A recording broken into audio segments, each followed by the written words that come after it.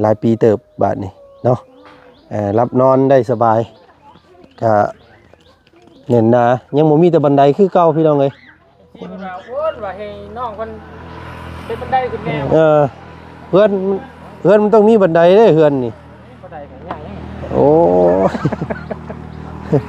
นี่3คันซั่นนั้นก็ได้นะเนาะนี่ได้ไม้นิ้วนี่ไม้อันนิ้วนะพาเพิ่นเฮ็ดรถเนาะก่อนเด้ออ้ายสิเมื่อมื้ออื่นนี่ได้อยากได้ต้นกล้วยได้ยังขึ้นไปยังน่ะพี่โอ้สิว่าป่าดเฮาพี่ปาดอีกแล้วโอ้ป่าดพี่เขาว่ารับ5 ล้านพุ่นแล้วข่อยว่าอย่าหรอก เอ้า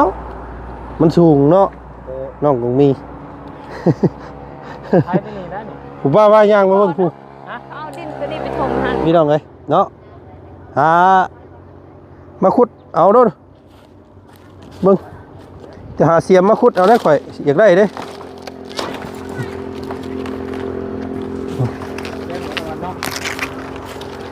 โอ้เพิ่นมาเพิ่นต่ำแล้วได้นี่เพิ่นบ่ได้ชนได้นี่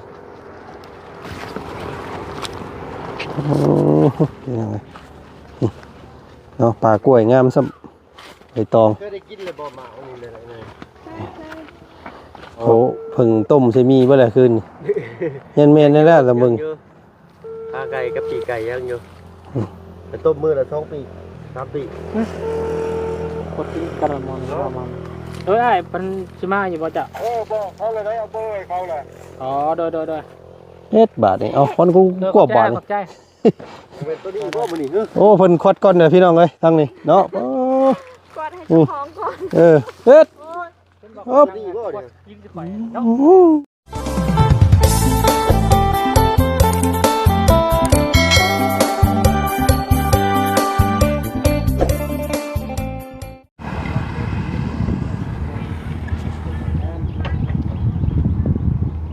พี่น้องเอ้ยเนาะก็นั่งเบิดทุลุเธอเลยอยู่ให้กว่างัวเซาแลดบาดนี้พี่น้องเอ้ยเนาะงัวเซาฮ้อนเพิ่นได้ดบ่พี่น้องเอ้ยอันว่ารถรางที่จะมาพอร์ตมาไทยมื้อนี้เนาะกายมาเมื่อกี้นี่เห็นอยู่รถเพิ่นพอร์ตอยู่ใกล้เฮือนเฮาพี่น้องเอ้ยเนาะน่าสิใกล้สิแล้วตามเบิ่ง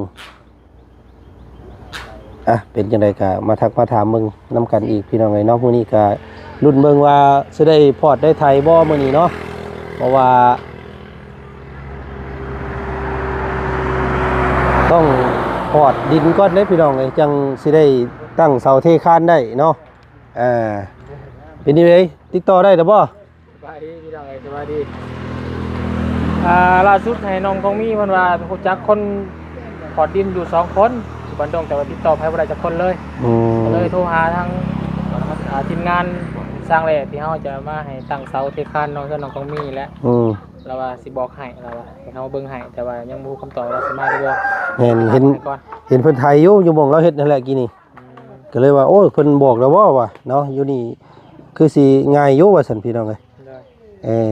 เลยว่าอยากให้มาเบิ่งให้ก่อนว่าสิราคาเท่าใดโยเนาะแต่ว่ามันดินมันอยากสูงเติบอยู่ได้ประมาณ2 ล้านนี่แหละ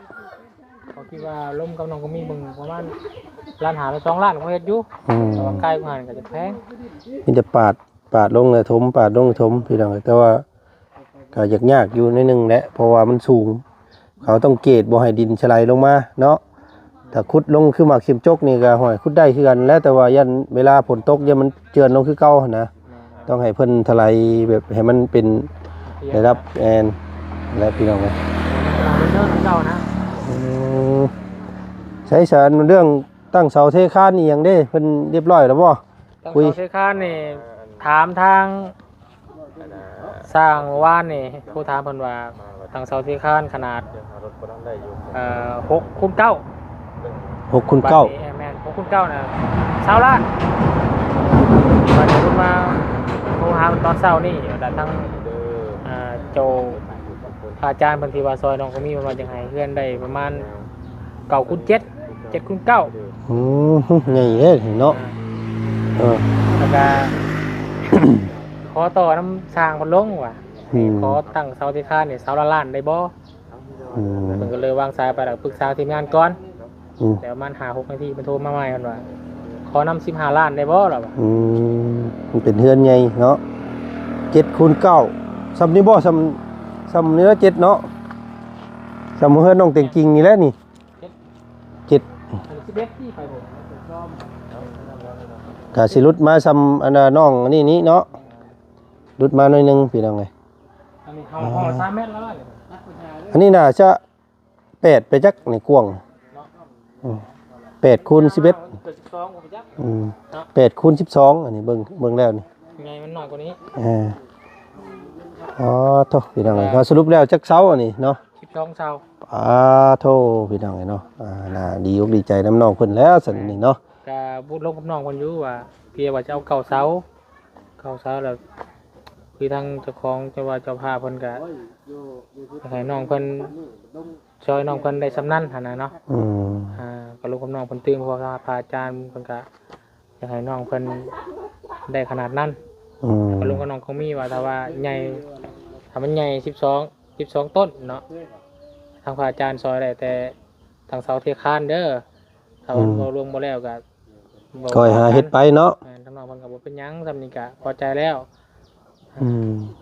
เป็นไงพระอาจารย์เป็นเบี้ยให้ก่อนนะเนาะตั้งเบี้ยให้ก่อนเฮ็ดเรื่องให้น้องเพิ่น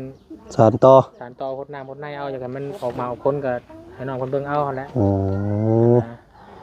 เห็นแล้วพี่น้องเพราะว่ามันเป็นขนาดบ้านเฮือนซานที่ใหญ่แล้วก็หลายเสาเนาะมันก็ต้องใช้งบประมาณหลาย ข้างบนนี้ก็ยังเป็นพ่อนี่ก็เงิน 45,000 พี่น้องเอ้ย 45,000แล้วมาไล่เบิ่งตั้งเสาเทคานนี่ก็สิพ่อจะบ่ซื้อเสา9 ล้านปลายแหละ10,000ปลายแหละค่าอันนี้เรียกเล็กลาบล็อก เอาเทคานแบบนี้ก็มันเฮาต้องใช้ดินบล็อกดินเล็กอีกปูนทรายแฮโอ้หลายได้พี่น้องเอ้ยเนาะขั้นตอนเพราะว่า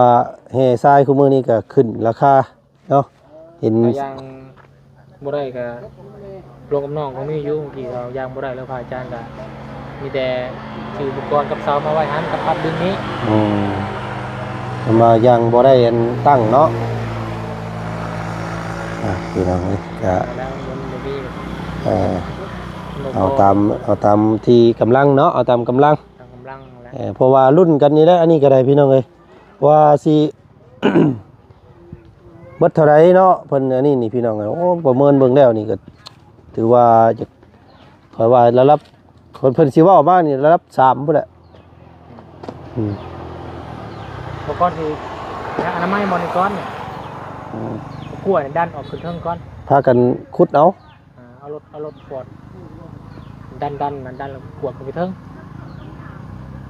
จะเอาตัวนั้นมาทมหากมันออกก่อนนะ ต้องไถก่อนแหละไถหากมันออกก่อน พวกนี้ก็ออกก่อนดันขึ้นกันแล้ว มันก็ครึ่งกล้วยนี่แหละเนาะปาดจวดลงพอดีบ่งกกกันบางม่วงนี้เนาะม่วงมาตรงบางม่วงมานี้เป็นสี่เหลี่ยมครับโอ้เบิดขอยว่าแล้วรับจักว่าฮอดจัก4 ล้านบ่ได้หรอกเจ้าว่า2 ล้านน่ะ ชี้หน้า แพงแหล้ว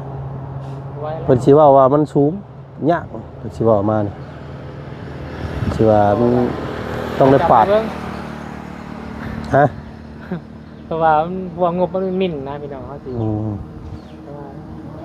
ฟังเบิ้ง ปรับหน้าดินก่อนเนาะในขั้นตอนแรกเขาต้องปรับดินซะก่อนพี่น้องไงมันจังสิได้อันว่า เอาเสามาวางเลย ตั้งเสาเทคานได้ว่าซั่นซะพี่น้องเนาะเอาดุนเบิ่งใส่เนาะขอให้รอรอกันพี่น้องไงรอรถรอรางมามื้อนี้เนาะเพราะช่วงนี้มันไปไกลได้คนขู่คนเพิ่นทางให้ทางสวนได้ช่วงนี้เนาะญาติกันได้ช่วงนี้พี่น้องเลยเนาะโตเอาเสร็จเนาะพี่น้องเนาะก็ติดตามเบิ่งกับพวกเฮาจักว่าจันคิดว่าจักว่าสิได้กลับว่าจักมื้อนี้หรือว่าในใดพี่น้องเลยเนาะส่งเสื้อเบิดแล้วส่งหาเสื้อใหม่ใส่ก่อนเมื่อหาซักเสื้ออยู่เฮือนก่อนเนาะ กี่ฮอดลูกเลยพี่น้องอยู่หลายมื้อเลยว่าซั่นเนาะอันนี้กับเฮือนของน้องใจดีเพิ่นพี่น้องเนาะเอาน้องๆเพิ่นไปเฮียนเบิดแล้วเนาะทำไปเฮียนเบิดแล้วน้องๆเพิ่นซั่นซะเนาะกับทักทายสบายดีพ่อแม่พี่น้องเนาะกันเบิดสุขสุขคนเฮือนเราก็ถือว่าเรียบร้อยเบิดเนาะพี่น้องเนาะเรียบร้อยเนาะเฮ็ดตอมมอมอยู่บาทนี่พี่น้องเอ้ยคือสิอยู่ได้หลายปีเติบบาทนี่เนาะรับนอนได้สบายก็เน้นนะยังบ่มีแต่บันไดคือเก่าพี่น้องเอ้ยที่มันว่าโอ้ยว่าให้น้องมันเป็นบันไดขึ้นแนวเฮือนมันต้องมีบันไดเด้เฮือนนี่บันไดกันอย่างนี้โอ้นี่3คันเท่านั้นก็ได้นะเนาะนี่ได้ไม้นี่ไม้นิ้วนี่ไม่อันนิ้วนะให้พาเพิ่นเฮ็ดรถเนาะพอมันจริงไปใจยืนไปใช้อะไรเฮ็ดได้อยู่ง่ายไหนมันถึงเฮ็ดจัก3คันค่อยตอกกันให้ใกล้เต้นขึ้นก็ยังได้ไม้ก็มีเด้นี่เนาะมันต้องเฮ็ดบันไดได้เฮือนพี่น้องไงเนาะเฮ็ดง่ายมักง่ายก็ให้บ่นั่นลงเฮือนลูกนำบ่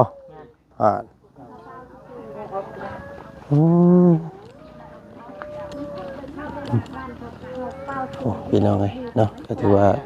งดงามย่านแบบว่าย่านบ่ได้เฮาบ่ได้ดึงบ่ได้หยังมันมันบ่เกี่ยวกันเนาะมันว่ามอมันขับบินได้เขาย่านดึกไปย่านเล่นพี่น้องไงเนาะทางน้องๆเพิ่นกำลังโอ้ล้มกันนัดหมายกันกับวันว่ารถล่างอยู่ได้รถได้ล่างนะบ่น้องมาว่ามืออื่นสิมาเบิ่งมืออื่นผู้โอ้ยมื้อนี้เราไปเฮ็ดที่บ้านเก่งจองแล้วต้องหาทางใหม่ซะซะพี่น้องไงเนาะหาผู้ใหม่อีกก่อนเนาะน้องโทรหาเพิ่นแล้วพ่อโทรหาแล้วเพิ่นว่าได้ไดมันว่าไปเฮ็ดอยู่บ้านเก่งจองมื้อใช่แล้วโทรหาทีมงานสร้างที่มาตั้งเสาให้เจ้าให้เราเบิ่งรีพอร์ตมาอยู่เราฟังเบิ่งทางนี้ก่อนเนาะว่าเบิ่งทางนี้ก่อนแล้วก็เพิ่นว่าจังได๋แล้วก็จะได้มีหลายทางเลือกมันมีทางเดียวมันมีทางเลือกไปให้เพิ่นมาเบิ่งกันหลายคนนี่แหละนี่เนาะเจ้าชุมเจ้าเคยไถดินไถหยังแต่เก่าประมาณเท่าไดซำนี่แบบนี้เขาถมเนาะแต่เก่าเคยแต่พอร์ตติพอร์ตซื้อไทยซื้อดินี่นะนี่ที่ว่าพอร์ตมันแค่นี้แหละโอ้มีแต่เอาเสียมมาขุดอันน่ะต้นกล้วยให้อ้ายก่อนเด้ออ้ายสิเมื่อมื้ออื่นนี่ได้อ้ายอยากได้ต้นกล้วยได้ยังขึ้นไปยังน่ะพี่โอ้สิว่าปาดเฮาพี่ปาดอีกแล้วโอ้ปาดพี่ขอว่ารับ5ล้านพุ่นแล้วข่อยว่าเอ้ามันสูงเนาะน้องคงมีใช้ตัวนี้นะนี่ผู้ป้าว่าย่างมาเบิ่งผู้เอาดินตัวนี้ไปถมหั่นนี่เอาแต่ดินขวดดินไปถมมีซื้อมันแล้วก็อยู่เลยเสียสละได้มันเนาะนี่มันไปทีนี้5พุ่นกับบงก็ม่วงกับมันก็ฮอดแล้วประมาณไถเจื่อยไปนี่เนาะตั้งขึ้นในหลังนึงแล้วเอาแต่คานี่ครับไปฮอดต้นมะม่วงนี้เนาะมาเฮ็ดทางสุดสวนเป็นบ่พี่พวกมีครบทีแล้วไถเบิดแล้วหมักกุ้มกล้วยมีแต่พาอันการขุดกล้วยรถนี่ยายพาได้เมื่อบ้านก็เอาให้คนกก2กกเนาะเสียดายเด้ต้นกล้วยแล้วเสียดายมันเป็นกล้วยหอมครับหอมกล้วยน้ำว้าบ่แม่นกล้วยน้ำว้าแล้วตัวนั้นก็มีเนาะกล้วยหอมกล้วยหอมเนาะนี่งามได้นี่พี่น้องเนาะเอาหาเมื่อปลูกไว้สวนไว้หยังเฮาอยู่แถวนาหัวหน้าค่อยก็เฮ็ดคักเลยหัวหน้าก็เฮ็ดคักแล้วเมื่อปลูกไว้ตามคันหิมหัวหิมแค่ปลูกไว้กินนี่แหละนี่เนาะเอาซอยๆซ้ำนี่ก็หลายแล้วรถทอดตัวนี้ก็ได้แล้วนี่เลยบ่ ปาดช่วยเจนแต่ดินมันเจินนั่นแหละเนาะ มันบ่อย มันต้องมีเพิ่นมีพิธีเพิ่นเฮ็ดอยู่ดอก มันแก้วที่คือดุ่มมันบ่ เพราะว่าถ้าเฮาสิเอาลงไปอย่างเดียวนี่ดินนี่มันสิสไลด์ไปเลยเนาะมันต้องมีการ สลบ สลบลง ไถลงก่อน เออ ไปกวน มาเฮ็ดบนยากแท้เหรอเนาะหุ่นหุ่นหมงเกี้ยง คือบ่เฮ็ดคือผู้รบต้นผู้มีบ้าไว้พ่อมันจะบ่ฮ้อน เพราะไทยหน้อยหนึงก็ว่านั่นก็เจียเอาหน่อยนี่เจียดพอดีงาม ขนาดเรื่องมันต้นม่วงเลยเนาะ ต้นมะม่วงเป็นต้นหน้าเฮือนน่ะแต่ตัวเฮือนดีๆก็อยู่นี้หม่องนี้หม่องพุ่นครับหม่องต่อกล้วยหม่องพุ่นครับ ทางอันนึงเนาะ แม่น ต้องสลบบ่มันสิได้แต่ว่าถ้าสลบนี่มันก็เป็นอ่างนั่นเอง อืม ต้องสลบมัน อย่างยากอยู่ เดี๋ยวมันห่างจากตัวเงื่อนนี้ คอยว่าระดับ3-4 ล้านพุ่นแหละเพิ่นสิเอานำน่ะ มันเนินมันสูงเนาะ บ่ฮอดบ่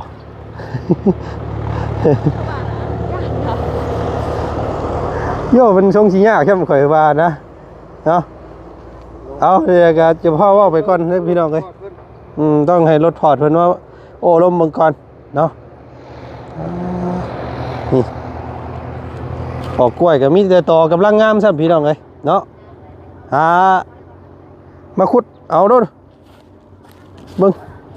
จะหาเสียมมาขุดเอาได้ข่อยอยากได้เด้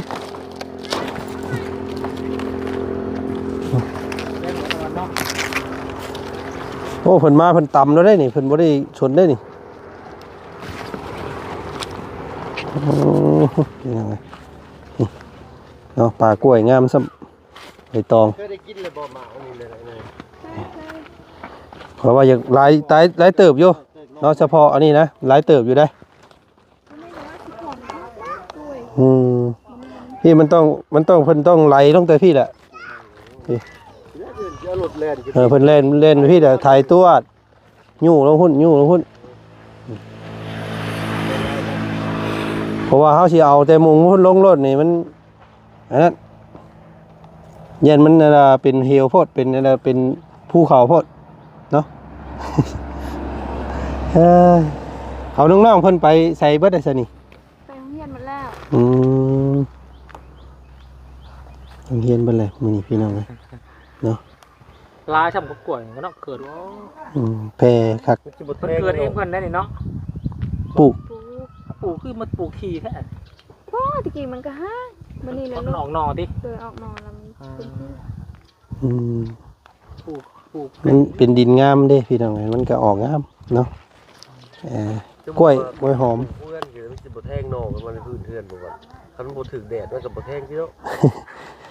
โมเมนต์รถไถละเราเอาลงเลิก มันก็ออกเบิดเนาะ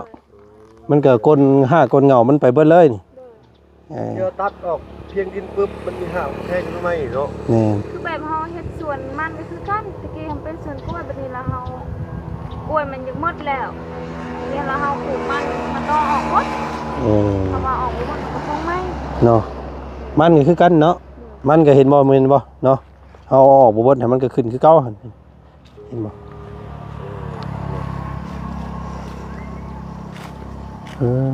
สปีน้องเอ้ยเฮ็ดอีไดระบาดนี่ รถกระบมาโทรตามเราอีกไหมเพิ่นว่าในใดเพิ่นสิมาบอกคำบ่มาเฮาก็หาผู้ใหม่ชามื้อเช้านี่เห็นรถเพิ่นใกล้สิแล้วหมุ่งใกล้เฮือนเฮาน่ะ โอ้ทั้งลูกเหือบเข้ามาแล้วบ่เนาะ เมื่อแหละเรามาเช็คกระปุ่นกินแล้ว อืม กระปุ่นแล้ว ปุ่นใช้ว่าเป็นขาไก่ก็เบาเพิ่งต้มใส่มีเบ่ล่ะคืนยันแม่นนั่นแหละละมึง ขาไก่กับปีกไก่ยังอยู่ไปต้มมื้อละ2ปี3ปี กดที่กระมอนไอ้ายเป็นชิมาอยู่บ่จ้ะ โอ้บ่เขาเลยได้เอาเบอร์ให้เขาแหละ อ๋อโดย เฮ็ดบาทนี่เอาคนกูกวบบาทนี่ ขอบใจ เป็นตัวนี้บ่มื้อนี้เด้อ โอ้เพิ่นควัดก่อนเด้อพี่น้องเอ้ยตั้งนี่เนาะโอ้ กอดให้เจ้าของก่อน เฮ็ด ตัวนี้บ่เนี่ย ยิงสิไปเนาะ โยบ่สิควัดดินแล้วควัดก่อนได้ทางนี้พี่น้องเอ้ยเนาะตัวนี้จัก ควัดให้กี่ชื่อก็ได้เราอ่ะพี่น้องเอ้ยมื้อนี้ก็เป็นวันที่1เด้อพี่น้องเด้อเนาะหวยรัฐบาลไทย มื้อนี้พี่น้องเอ้ย เด้อ 152บ่